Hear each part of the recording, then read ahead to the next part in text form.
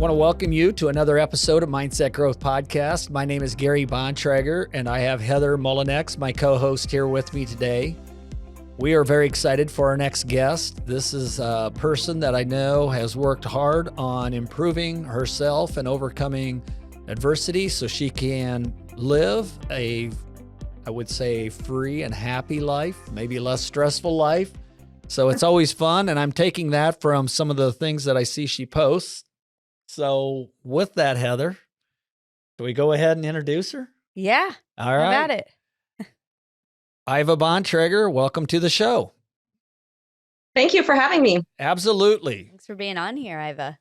I see we share the same last name, but that's through marriage, and I've known your husband and his family for a long time. So that's somewhat fun. But and then of course I've known your family as well. Because we didn't really grow up that far apart from each other.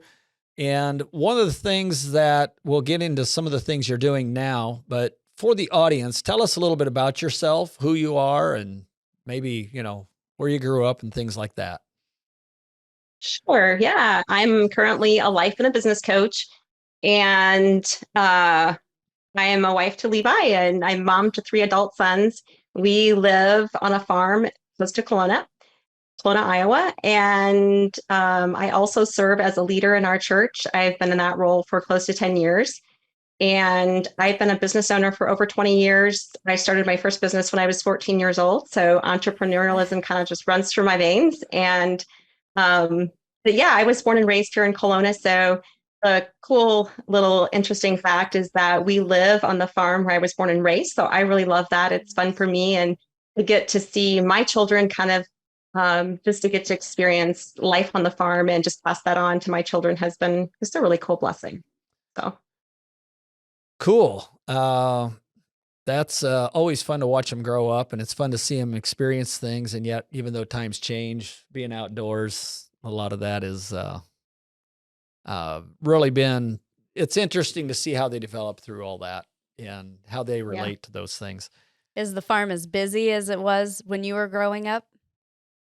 no, actually, we don't own the farm. My brother owns the farm, so we just get the benefits of like living on the farm. There you go.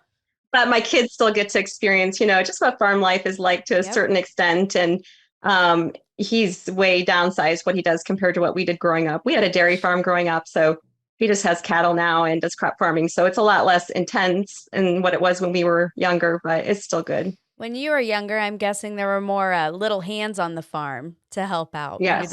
Yes. So can you tell us about, do you have like a morning routine then?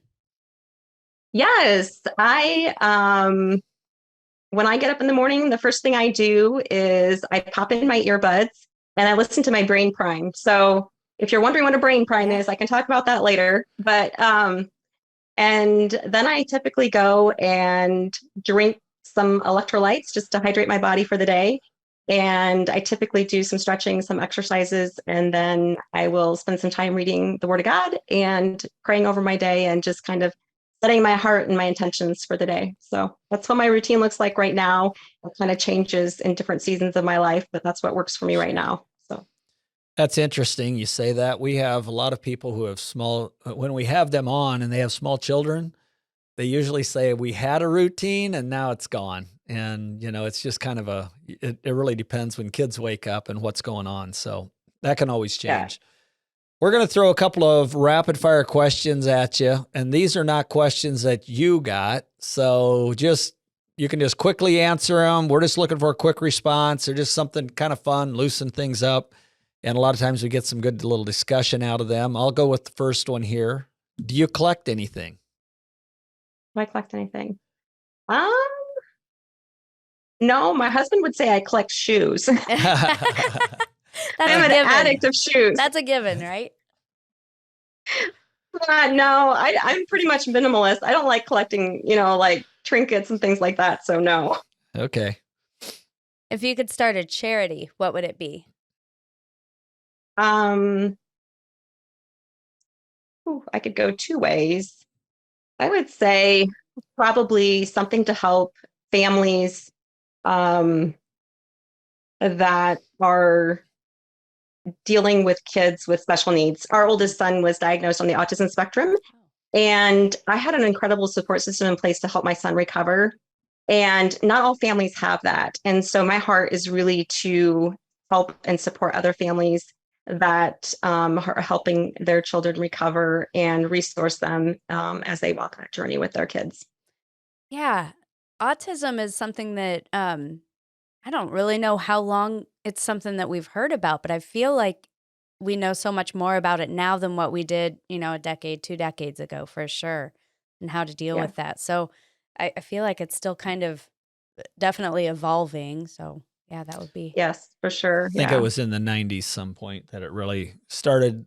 We started having that happen a lot more. Yeah. And it was, I think it's just something that occurs a lot more too, but that's a whole nother subject. Yep. We don't want to go down that road today. So what's your favorite thing to cook? Ooh, Mexican. I could eat Mexican food anytime. I actually love cooking is one of my things that I do as a creative outlet. So if I just need some time to decompress, I just find a fun new recipe and try it out. And that's just kind of a way to let my creative outlet come out. So, yeah. Well, you and Heather can relate with the Mexican food. I love Mexican. She lived in Phoenix for a period of time. And so around here, sometimes Mexicans, it just doesn't measure up. So some is a lot better than others. Yeah. That's for sure. Do you make your own tortilla shells then? No, I'm not quite that adventurous. Yeah. I was watching something the other night that showed them being made, and I'm like, that looks interesting. I know. When Punch Arrows first came out, I wanted to get a press and everything to do it, but I've still not done that. Can you talk to us a little bit about your upbringing and how that led you to where you are now? Sure. So I was born and raised in the Amish culture. And so I would say probably the strongest influence out of that to where I'm at today is, I would say, the work ethic. Mm-hmm. The Amish culture has a very strong work ethic, and it's something that I've carried through all my life. I would say it's part of, what I was raised with in that culture, but also, just my gifting and my design. I'm just naturally more geared towards working hard. I enjoy working. It's hard for me to sit still. And so I actually have to learn how to slow down and rest. Yeah. But I would say that work ethic and has really influenced, and just that ability to never give up, that tenacity, no matter what obstacles I faced in my life. Giving up is never an option. And I would say some of that probably comes from how I was born and raised, but also just who I am as a person. Just giving up is never an option. So, yeah. Well, a couple of things come to mind, because I know some of your family, I do understand that was a reputation that everyone in your family had as far as your siblings, but and just growing up in a similar environment, and you've probably heard it, but my mother'd always you better not be the slowest, the laziest, whatever. I mean, if you're going out the door and it was going to be working in a group, you had something you'd better be living up to. And so I think there was a lot of value put on that. But then to spin that yet another thing, when we talk about growing up that way, when you talk about never quitting and never giving up, I think one thing that's taught us a lot of perseverance is things happen, and that's just the way it was, and we accept it because that was God's will and nobody questions it. And, losing my father at a younger age, mm-hmm. You move on. You just, you don't, today and probably in a healthy way, there's a lot more support when you experience that. In our case, or my case, there was none. And it was, which caused me a little different path to travel later in life because of that, because I never did express any emotion really through that. You just got up each day and you push on. So I think, and I'm curious what your thoughts are on this, but I think one of the things that happened, I know today you're sitting here in a healthy mindset with hard work, understanding you need balance. I can identify with all of that because there's, years, and some of it might have been a coping mechanism, just work to stay busy so you don't have to think about maybe personal things and what's going on in your head. So how does that, I mean, what's your thoughts on some of that I just stated? Can you relate to that, or is there? Yeah, for sure. I would say that mindset of ignoring. So my story is that, my relationship with my dad was not that great, just simply because, he was emotionally unavailable. And, that simply because of the trauma that he himself experienced as a young child. I know that now as an adult, but I can really relate to it is what it is, and you just keep moving on and you don't address the pain. And I would say just, as an adult, walking with God and experiencing his healing, really understanding God's heart for me as his daughter has been so transformational. Experiencing and receiving, my Heavenly Father's love for me in a way that my earthly father could never show to me was so transformational for me, and just really was that first step to begin healing and recovering from that pain of having a father who was emotionally absent, and actually, walking through that process of forgiveness towards him, even after he had passed away. I had to still deal with that in my heart and allow God to heal me of that pain. And that in itself was so transformational and really propelled me towards my own healing journey, and has really played a big part of where I'm at today. Yeah. Well, I appreciate you sharing that. I think culturally, somewhat, that's though, even outside of the fact that maybe your father, went through tough things when he was young and that carried over, it's also a little bit of a cultural norm. Sure. To Yes. not Yeah. show a lot of emotion and that type of thing. Mm-hmm. So, I mean, I've probably there, I view, like my mother, I would say she was there to take care of my physical needs. Mm-hmm. And then beyond that, it was kind of like, you're out there sorting it out yourself. So it's interesting that you talk about that. And I just want listeners to think about that, because I think so often, and I know, and we can say culturally how we grew up, but I think it's this way in the world today. In a lot of places, people don't have sometimes really a support system of anybody to reach out to, and really get help and learn how to, in a healthy way, work through just emotional and mental baggage and find themselves in a healthy headspace at some point. So what was a turning point for you? And I guess maybe I'm jumping ahead too far, but I know from following your information on social media and things that at some point you hired a personal coach. If I understand it correctly, might have been a different term, but that's how I took it. And what was a turning point for you to be ready to accept that type of help, or think that you would even reach out and ask for that help? Because a lot of folks don't do that.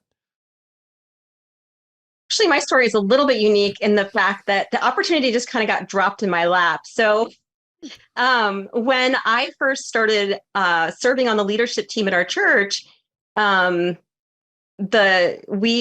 have an oversight team that provides oversight from outside of our church, and walks with us as a leadership team. And when I first joined our leadership team, they had a life coach on staff, and I was asked if I would want some coaching from her. And I had never had coaching before. I didn't really understand what coaching was.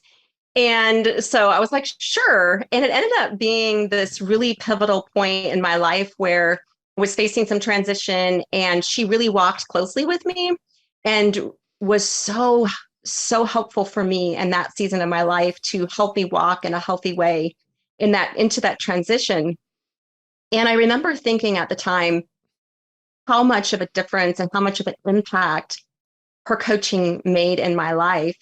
And after that, I realized that coaching was something that I didn't really want to be without. And there was a season of time where I didn't have coaching after that. But a while later, I was like, I need coaching. I really need this in my life. And so I've been intentional about making sure I have some type of coaching, whether it's business, personal life, spiritual coaching, whatever. I have some kind of coaching in my life. And I see the value and the importance of it. So, yeah. That's interesting because, yeah, I remember as a young business owner, the concept wasn't really out there in the 90s. Mm-hmm. And so I was just, you'd maybe ask advice from somebody that you thought was successful, but most of those folks at that time that I would talk to kind of, I think, had the attitude of, we don't want to give you the wrong advice, so we're just not going to give you any, we don't want to steer you the wrong way. And so that's very interesting that you kind of ended up in that, because it's not a common thing for folks to get involved in, because it's a form of counseling is what it comes down to. So, yeah. So, well, first of all, you said that it was kind of a pivotal point in your life. You were maybe going another direction. Is that kind of why you were led to, hey, we have this resource for you? Or was that just, something that was offered to everybody, I'm sure, but did someone recognize that maybe this could be a little help for you? I think it was a combination of both. I had been serving in a ministry in our church. I had been leading a ministry, and some changes had happened there that had caused me to kind of struggle. And so I think our leadership saw that I was struggling, but also it was a kind of thing where, hey, we kind of recommend this for anybody that, wants this. And so I think it was a combination of both. Yeah. Okay. So you went through the process. You found this coach as such a resource for you. So when you went through that process, what changed? Can you walk us through that? Like confidence, less anxiety, or how did that look for you? For sure, I would say just probably clarity on my path of where I was going, just helping me to see more clearly of the direction I could take and what that could look like, and just to kind of reduce some of the anxiety around that. So that was probably the most in that season of life. I would say most recently, how coaching has impacted me is, I feel like I'm showing up completely different as a business owner, and even as a leader in the church, with a lot more confidence and just, the courage to really be who I am. I mean, I think within the church, it's not always typical for women to serve in leadership roles, and especially upfront, leading from a visible place. And so I've really had to step into that in a way that is not probably very common, especially in our area. And so that has challenged me in a lot of ways, but it's also been really amazing to see how, when I show up with that level of confidence because of the inner work that I'm doing, it like comes out how I show up, right? I show up differently as a person. And even for my business, I'm just showing up way more confident as a business owner and as a leader. So, yeah.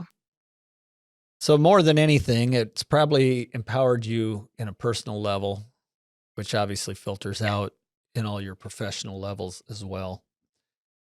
You talk a little bit about, on your website, about feeling inadequate due to cultural norms, education, probably a lot of feelings that I can relate to. And then, you decide to start, you've had your own business and been self-employed. Some of that comes a little natural, maybe because of work ethics and things. But how did all that seem to transpire? As far as you've got going from feeling inadequate to feeling your confidence. I mean, I understand you had a coach, but I understand there's things you had to do different to get, from A to B. I mean, there's something had to change, and you had to figure out, how was that process for you? Yeah. Definitely, I would say, growing up and, when you're done with 8th grade, like I quit formal education, right? And so when I looked at the world around me, my belief that I picked up was that, people who are smart, they get a college education, they have a college degree. And so without even being aware, I picked up this belief that somehow I was less than because I didn't have that. And it wasn't really until the last couple of years when I did some of the deeper work that I realized that it was actually a belief that I had picked up that was influencing the results I was seeing in my life.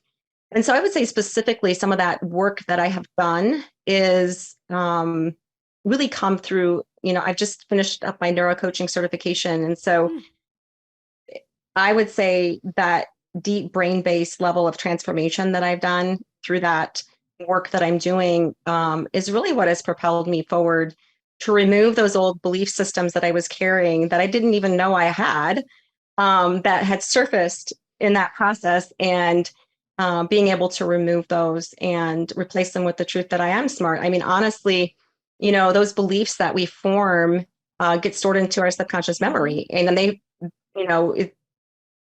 90 to 95% of the actions we take and the results we see in our life on a daily basis come from our subconscious. And so, removing those old broken patterns of belief systems that we carry in our brain is so important. And so I would say that's a very crucial step that I've taken to overcome those old patterns of beliefs that I had picked up as a young child and carried through into my adulthood, of believing that I wasn't smart enough or somehow I lacked the qualifications necessary to become successful. And really then tapping into my logical brain and finding evidence where in my life is there proof for my brain to see that I am smart enough. And there's all sorts of examples, right? But until I did that deep work, I was functioning from that place of my subconscious memory that was telling me that I wasn't smart enough and that I didn't have what it took to be successful. And so, yeah, I would say definitely addressing those belief systems. That's what has helped me move forward. We want to thank Gary Bontrager Consulting for being a sponsor on the Mindset Growth Podcast. There's a variety of services they offer. They have human resources for one. They have a sales program. They also work with the financials, whether you need to help set up your QuickBooks or go with a high-level person that can help you do benchmarking, budgeting, and the likewise. They also do a lot of leadership training, whether you are the business owner, manager, or are just leaders in departments. They can tailor those packages for you. Reach out to them for a free consult, and they will see what your needs are and offer different opportunities for you to put in motion to take your business to the next level. They have been successful over the past few years in helping organizations not only grow, but grow as much as 200%, 300%, and 400% in a 12-month period. Certainly, they understand it takes a strong foundation, and there are years where there may be no growth leading up to this, as they put the right pieces in place. Reach out to them at www.garybontrager.com. You can reach out to them on Facebook, Instagram, LinkedIn, and Twitter, and get the free advice that they offer. And that may be just what you need to set you on a different path to lead you forward and be successful in your business and your life. We appreciate them supporting us. So I grew up differently. Gary says the English woman. So, but, and I went to college, but there's still, I think we all somewhere along the way suffer with those insecurities. I think we all have them. So, can you talk about how important it is for us to really address those and remove them? And maybe this is where you talk about what you mentioned at the beginning of our talk about your, what'd you call it? Your brain prime. Yeah, Yes. brain prime. Maybe that's where this comes into play. Yeah, I would say, I think all of us, no matter how educated we are or what high level of leader we're functioning as, we're always going to be bumping into those insecurities. Yeah. Next level, next level, there's always some kind of resistance that our brain is going to come up against. And typically it's some kind of insecurity about who we are. It's that imposter syndrome that wants to pop up. But as far as the insecurities, I feel like for sure the brain work and, processing and removing of those old belief systems. So the brain prime that I mentioned is just simply it's an audio recording that I listen to every morning, right when I get out of bed, and then every night right before I go to bed, because that's when the brain is the most receptive to taking in that information. Okay. But it comes out of, there's a whole step-by-step process of addressing those belief systems that we want to get rid of that's running in our subconscious memory, and then replacing it with the truth. And those truths are what we put into a recording, and that's what we listen to morning and evening. So I have what I call a truth prime, which is the truth to replace those broken beliefs, and then also a vision prime. And the vision prime I love because it, it's like taking the vision, what you're going for, and like describing it in 3D, like bringing it to life for your brain to see. And you listen to that, at least twice a day. But what that does is it removes the resistance in your brain when you're going towards your vision. And so it's like when you step into that vision life that you've created for yourself, it's so much easier because it's lowered the resistance in your brain, because your brain's job is to keep you safe and familiar.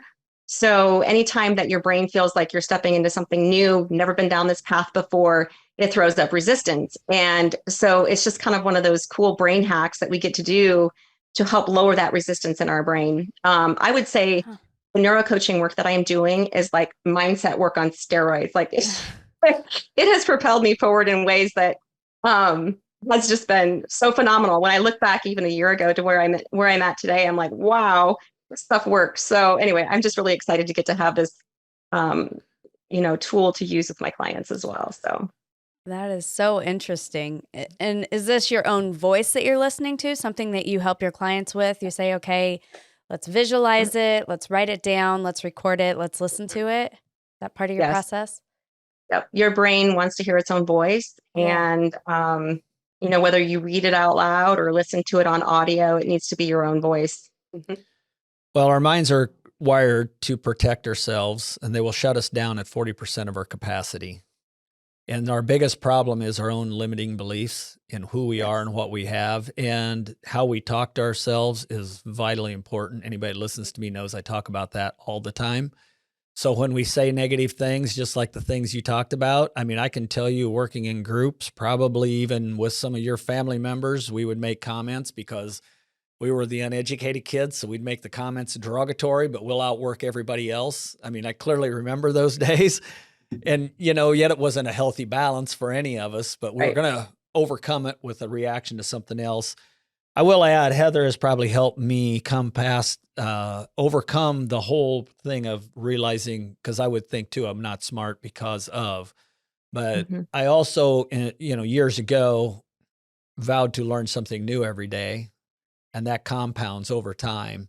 And I think people that, if you want to quote unquote use the word smart, are people that are willing to continue to educate, learn, and grow. So that's incredible. I will say this, just visiting with you and seeing you on camera right now, this is not the same person I seen 5 years ago. I can clearly see it right now. So I'm saying that even for those of you that are listening and cannot see the video, I'm telling you what she's talking about works and makes a difference. You use some different terminologies than what we do, but it absolutely works. And if there's any two big things I would always push out there: one, be careful how you talk to yourself. Yes. And don't let your limiting beliefs hold you back. Anything's possible. There's no reason that you cannot accomplish anything that anyone else can. So our brain is always listening to us. And I think that's the thing that has stood out to me the most in all of this, is that, those words that we say, our brain is listening. And scientific research shows that, a thought combined with an emotion repeated often enough, our brain stores it in our subconscious memory. And so that subconscious memory is what's affecting our results. And so, to really understand how much our words, our thoughts affect our outcome and our results is so powerful. And now that I'm aware of that, as I listen to other people talk, if it's, outside of a coaching realm, it's really hard for me to be like, that right. It's not helping you, and always being aware of that. But one crucial piece that I think sometimes is missed in the mindset world is the removal of the old belief. And that's a really important step that I'm so excited to not only learn myself, but to get to use with my clients. The scientific process of removing the old belief is a really important step. And there's, just I kind of geek out on the neuro side of it, but there's, the brain scans that show the removal of those neural pathways. And in the neuro coaching world, we call it synaptic pruning, and it's actually removing those brain synapses and then actually forming new ones. And it's just crazy awesome stuff that I love to get to do. So I like hearing you talk about this because it does make sense, but it's on, I don't know, it's a complex level, but it can be uncomplicated. Yes. And so I trained under Dr. Shannon Urban. And so she actually is a doctor of neuropsychology. So she sat in those scientific rooms, did all the science part of it, and she took what she learned and brought it into the coaching world. And so just combining the two, the coaching process backed by the scientific research and that whole process is just what's so incredibly powerful. I wish I could just take you, set you down with my daughter and her softball team, because you see these poor teenage girls, once they get down on themselves, it's so hard to tell them, yes, you can. And their mindset just takes over. You can see it on their face. Their whole body carries it. And I like to tell my daughter, when she's so negative all the time, I'm like, well, whether you say you can or you say you can't, you're right. Yes. It's interesting. The other thing I will just share, because I want listeners to know this. There are so many times we as people hear people say very negative and derogatory things about us.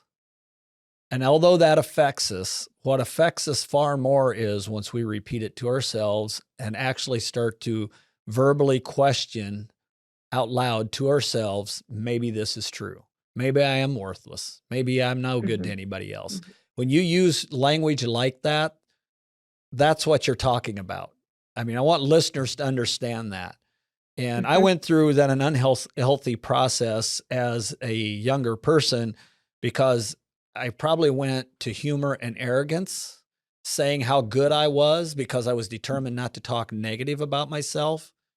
And so that wasn't necessarily a healthy process either, but at least was breaking the cycle of, talking myself down. I was at least trying to build myself up. And verbally, sometimes I would make statements of I'm awesome at this in front of other people, knowing that at the best I'm average. But, the other side of it is it triggered something within me. I had to be the best one of that group to do that at that point in time because I had just verbally laid that commitment out there. So it wasn't the healthiest way. I know it's not the way you're going to encourage somebody to do it, but it's interesting, when I was in my early 20s and late teens, how I already was trying to find a way to overcome some of those things. And, but yes, the way we talk to ourselves is hugely important. And the fact that our brain will shut us down, or mind will shut us down at 40% of our capacity, it's wired to protect. And if we can just remove that safety net, there's so many positive things can happen. I mean, you could have sat there 2 years ago, said, I'm not going to learn certain things and put myself out there in certain ways because I'm paranoid, or I'm afraid to get on a stage or be in front of people. This is not culturally how I grew up. This is not my norm. But you also would miss out on a tremendous amount of reward and confidence. And I know for myself, I've had to learn to walk different. I've had to learn to talk different, even change how I enunciate and just different things because, somewhat had a, what do you call it? You have your own way of speaking the way I grew up. There's a word that's not there, but kind of have my own dialect of the English language. So I try to learn new words and enunciate better and things like that. But I just, there's a lot of people that listen to this that do not watch it. I'm telling you, this stuff works, and it's not crazy. It's not like science fiction. It's you can go into the Bible and it'll talk about self-care and how you treat people, and you cannot treat others any better than you think of yourself or treat yourself. So I don't want you to think of it as a selfish way, but you first need to take care of yourself so that you can actually be in a position and a condition to help others. So I've got a business partner. His mission statement is showing up better in my world so I can show up better in yours. And it's really something to focus on because we find our fulfillment when we start to give back to other people. Yes. And that's otherwise our focus is on ourselves. And if we want to shift that, that's how we're going to find fulfillment. So anyway, that was awesome. I just kind of went off on a whole tangent there. So, and I know this is the case, and it's fair to say that everyone can have feelings of inadequacy and needs to find healthy ways to deal with those insecurities. I mean, I imagine you agree with that. What are just some quick tips that you can throw out that maybe people could go, I can do this and it'll make a difference today, or I will do this, but I also really maybe need to connect with somebody to help me be accountable through this? Sure. I think the best thing for our brain is what I touched on earlier was finding that logical evidence. Since we work so much out of our subconscious memory, it's pausing and really, I always encourage people to journal, because when we journal, we put pen to paper. It's, diving deeper into the emotional center of our brain, and we can go deeper when we're writing. But finding that those instances of actual evidence. So, for instance, for me, when I was telling myself I wasn't smart enough and working through that, I had to sit down and find those places in my life that proved that I was smart enough. And I could come up with all sorts of proof. And I needed to write that out so my brain could see that. And so I just really encourage people, if you're wrestling and you're struggling with, a limiting belief that's showing up in your life, begin to sit down and journal around where is that in your life? This is not true. Or where can you see this showing up in somebody else's life that, this is proof to your brain that it doesn't have to be a reality for you. And then, and always working with a coach, I can only go so far by myself, but when I work with a coach, I can always go deeper. I mean, that's just the reality of it. And so find somebody that can help you, work through those belief systems that are holding you back. It's so, so crucial. And being around a community of people that believe in you is very important as well. Like, we can't surround ourselves with people that hold us back and draw us back down. We have to be surrounded by people that are pushing us forward, and for me, it's always being around people that are further ahead than I am, so that I'm, encouraged to go further, right? And they're calling me on, and I want to be that for others as well. But being around that community of people that support you is very, very important as well. You just mentioned the people you hang out and associate with, and I'm sure this has probably happened, but you've probably had to change somewhat times your friends group and things like that. And then even the other side of that, with the things you're doing now, you probably need to prepare yourself for it maybe to happen again a time or two in your life. How do you, is that something you intentionally think about, or is it something that just kind of naturally takes its course? For the most part, I mean, there's some intention in it for sure, but I would say recently I've come through another shift of who I surround myself with. And some of that has just, kind of naturally happened. I just feel like, God sometimes just, allows those people in our lives at the right time.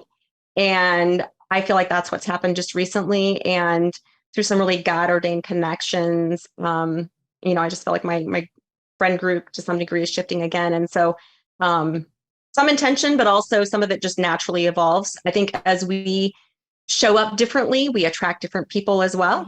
Right. And so, yeah. No, that's wonderful. I'm extremely happy for the journey you're on. It just is exciting to see anybody grow and learn and dig into that stuff. Yeah. It's become a passion of mine. So that's awesome. Can you tell us about your coaching business then? Yeah. So my passion is to coach other female entrepreneurs who have a desire to build thriving, profitable businesses. And that's really where the core of my focus of my business is at right now. And I do offer one-on-one coaching packages, like to whoever that would like to do this neuro-based work, male or female. but definitely reach out to me if you're interested in learning more about this neuro-based work, because it is really, really powerfully effective. I just did a little bit with my husband. This was kind of interesting. I had seen kind of, it's a different dynamic when you're working with your spouse as a coach. But he was willing to go there with me. And I worked through this one belief that I knew I could see it in him. And he was willing to work on it. And he keeps talking about, he's like, wow, this stuff just works. And anyway, something really significant happened in his life as a result of doing this work as well. And so it's just been really fun to get to use this. Sure. I've been told stop being the coach all the time. Yeah. It's kind of hard to turn it off sometimes. I know. It's just, well, you see the opportunity for, and I know we're blind to our own many times. Right. So that's always interesting. How can people get a hold of you and find you? Yeah, I'm on Instagram at Iva Bontrager and Facebook at Iva Bontrager Coaching. And then my website is ivabontrager.com. And I just put out a new free resource on my website. I'm not sure if it's up yet. My web designer is working on it, but I created just kind of like this guide to help people find their niche. I know that was one of the things that really held me back for a long time, was discovering what my niche was. It was, I just felt so stuck because I couldn't decide which way I wanted to go. And, you look at the opportunities before, you're like, I could help so many people. And then being able to narrow it down can be a really challenging process. So I created a fun, cool little resource for people to help them just narrow down their niche. So if you're interested in that, make sure you go onto my website and sign up for that. So that's wonderful. Yeah. Because we have a lot of times people, and it's because I work with a lot of, you do as well, Heather, but we work with a lot of businesses, and a lot of them can end up being in construction. And it seems like it leads them the opportunity to try to be a plumber, an electrician, a framer, a roofer, and what I've found is once they really, even just as an example, and in your case, it might be sometimes a little different, whether they're, selling body products or something else, but it's an interesting how much more effective they become and how much more profitable and efficient when they start to focus and really figure out what they want to do.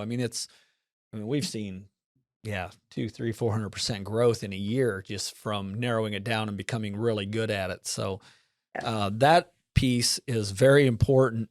And I use that as maybe as a physical example, but it's really all right in our head. That's exactly where it all starts. It's right in our head, and it's our limiting belief in how we think. And so narrowing that down, just having a coach like Iva or somebody that can walk you through those steps to narrow down. And the thing that it's taken me a lot longer than it probably should have is to just figure out even what it is I truly enjoy and find fulfillment from. Yeah. And then what is my mission and purpose in life? And I just want to add that, because as people listen, I'm sure these are things you take them through because I just finishing up writing a book, and the couple things that in there, the one, I have a full chapter on truth, and we talk a lot about what we believe is true, but it's how subjective it can be because we tell ourselves a lot of things that really are not true. So truth can be a bit of an interesting thing. It's not always black and white. It's, because we tell ourselves things and we believe it as absolute gospel truth, and that's not the case. And then I lost my train of thought on the other one. You got that one? No, I don't have it for you. I wasn't reading I wasn't reading your mind that time. But there was something else. I was going to relate it back to that, what Iva was talking about. Anyway. Finding your niche. Oh, yeah. And just getting focused and being intentional. Still not coming back to it. But with that, that's all right. But I just want to thank you again for joining us on Mindset Growth Podcast. We really appreciate your time and your investment, not only in yourself, but in what you're doing for others. And I'm sure that's creating a legacy that you can be proud of and your family will be proud of as well. So with that, thank you for joining us on Mindset Growth Podcast. I would ask all of you listeners, if you're on YouTube, to go out, hit the subscribe and follow button. If you're on our other platforms, Spotify and all of those, please do the same. You can look up Iva's information and follow her. I'm sure she's going to talk a lot more about the whole process she does to change your patterns of healthy thinking. And we appreciate you investing that time with us today. So with that, have a great day. Thank you for having me.